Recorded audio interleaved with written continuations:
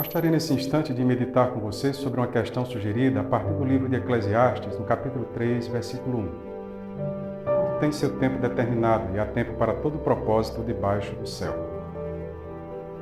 Embora haja muitas discussões profundas sobre a natureza do tempo, na maioria das vezes a nossa relação com o tempo é muito prática. E é por isso que classificamos o tempo como presente, passado, futuro, e não estamos muito preocupados com as implicações profundas a respeito disso.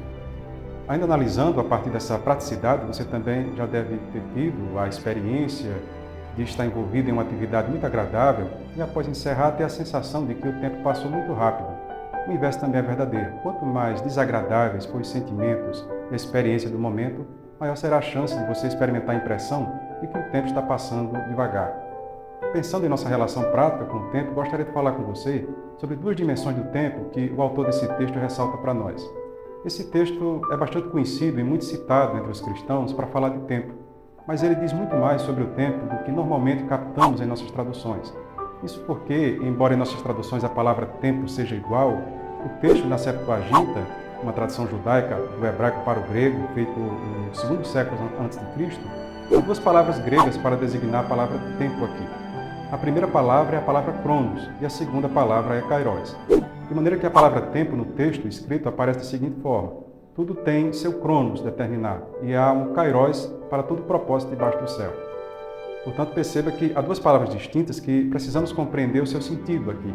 A palavra cronos refere-se ao tempo sequencial, aquele tempo linear de onde vêm os termos cronologia, cronômetro. Portanto, tem a ver com esse tempo medido, determinado, cronometrado, que se pode mensurar. É o cronos que dá a medida de tempo, da idade, dos dias, dos anos. Enfim, o calendário, o relógio, a agenda, tudo isso são meios de administrar o cronos. Já a palavra kairos tem a ver com o sentido de plenitude, de tempo completo, oportuno, de ocasião certa. Em outras palavras, o cronos tem a ver com o tempo quantitativo e kairos tem a ver com o tempo qualitativo. Portanto, o sentido desse texto bíblico, em outras palavras, é nos dizer que existe um tempo cronológico medido por nós, dentro do qual vivemos e dentro dele um momento certo, um momento oportuno para que as coisas aconteçam. Com qual tempo você acha que Deus fundamentalmente trabalha suas obras? As Escrituras nos revelam que o kairos é o tempo com o qual Deus desenvolve suas ações na história. Deus trabalha com o tempo certo, com o tempo oportuno, pleno. Em Gálatas 4:4 nos diz: mas quando chegou a plenitude do tempo, palavra grega aqui, pleroma, kairos, Deus enviou seu filho nascido de mulher. Ou seja, depois de séculos e milênios de espera pela vinda do Messias, prometido e esperado por tanto tempo, o kairos aconteceu na história. O tempo oportuno chegou e Deus enviou Jesus.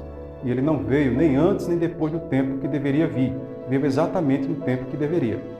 Em Efésios 1:10, falando da sabedoria de Deus em tornar a congregar em Cristo todas as coisas na dispensação da plenitude dos tempos, tanto as que estão nos céus como as que estão na terra, mais uma vez aqui a palavra pleroma kairos para a plenitude dos tempos, porque esse é o modo de Deus orientar suas ações na história. Deus trabalha com o tempo certo, por isso a conhecida expressão Deus tarda, mas não falha é um engano. Isso tem a ver apenas com a nossa experiência prática com o tempo e não com a realidade dos fatos, porque Deus só chega no tempo oportuno, Deus só chega em seu kairos. A partir da compreensão dessas dimensões de tempo, podemos entender, por implicação, algumas verdades importantes. Primeiro, é que o tempo de Deus não está sujeito ao nosso tempo. Deus, por sua própria autoridade e sabedoria, sabe como e quando as coisas devem acontecer. Ele não tem apenas todo o poder para realizar as coisas, mas também toda a sabedoria para definir o momento certo. O profeta Daniel, no capítulo 2, versículo 20, ele diz: louvado seja o nome de Deus para todo sempre. A sabedoria e o poder a ele pertencem. Veja, Deus não tem apenas o poder para realizar suas obras, mas também a sabedoria para determinar o momento oportuno. Por isso, será um grande equívoco querer determinar o dia, a hora, o momento de Deus agir. É uma grande ilusão e uma presunção humana pretender marcar a data da ação de Deus, pois ele não está sujeito ao nosso tempo, ao nosso calendário. As suas ações são orientadas pelo kairos e não pelo cronos. Podemos perceber também que o tempo de Deus é sempre o melhor. As Escrituras nos dizem que a vontade de Deus ela é boa, ela é perfeita e agradável, exatamente porque a ação de Deus no tempo tem essa propriedade qualitativa. Ela ocorre no tempo próprio, em seu kairos. É bem verdade que em alguns momentos temos a impressão de que Deus está muito distante, como se estivesse indiferente às nossas necessidades, às nossas dores, às nossas orações, sem pressa alguma de nos atender. São especialmente nessas ocasiões que surgem as tensões entre o nosso tempo e o tempo de Deus. Nos sentimos abandonados, pacientes e com dificuldade de permanecer confiando na atuação de Deus. Nessas horas podemos passar os pés pelas mãos, desistir de tudo, fazer bobagens. Compreender a existência de um tempo de Deus e de um processo de maturação no decurso de nossa vida, apesar das sensações angustiantes, apesar da impressão da lentidão de Deus, apesar de você não estar vendo luz no fim do túnel, é de fundamental importância compreender esse modo particular de Deus atuar na vida para que você possa continuar confiando em sua graça e na sua misericórdia, pois há um tempo próprio para que Deus possa concluir certos movimentos e processos em nossa vida e esse momento será sempre o melhor. O escritor do livro de Hebreus nos encoraja dizendo o seguinte, em Hebreus 4,16, cheguemos, pois, com confiança ao trono da graça, para que possamos alcançar misericórdia e achar graça, a fim de sermos ajudados em tempo oportuno.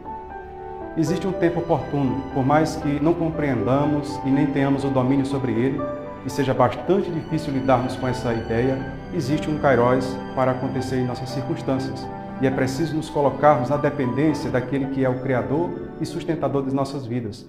Embora isso lhe pareça humilhante, o apóstolo Pedro nos diz em sua carta, no capítulo 5, versos 6 e 7, humilhai-vos, pois, debaixo da potente mão de Deus, para que ao seu tempo, seu kairos, vos exalte, lançando sobre ele toda a vossa ansiedade, porque ele tem cuidado de vós.